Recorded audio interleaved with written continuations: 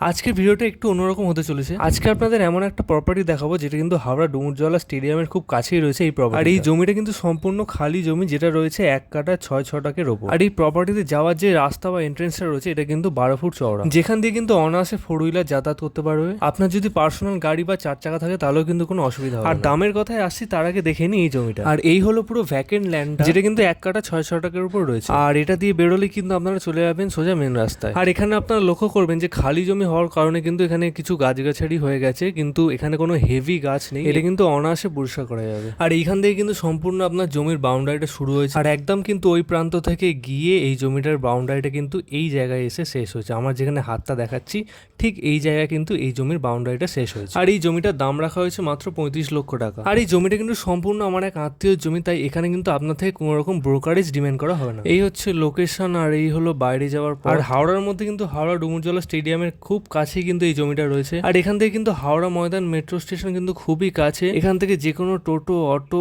বাস কিন্তু 5 থেকে 7 মিনিটের মধ্যে আপনাকে পৌঁছে দেবে হাওড়া ময়দান মেট্রো স্টেশনে। আর এখান থেকে বেরিয়ে কিন্তু বাঁদিকে চলে গেছে একদম দুপা সামনেই কিন্তু হাওড়া ডুমুরজলা স্টেডিয়াম, আর এই ডান দিকে কিন্তু একদম দুপা কাছেই রয়েছে কিন্তু দালাল পুকুর। আর এই প্রপার্টির সমস্ত ডিটেলস আর কন্ট্যাক্ট আমি ডিসক্রিপশনে দিয়ে দিলাম, কেউ যদি ইন্টারেস্টেড থাকেন যোগাযোগ করুন।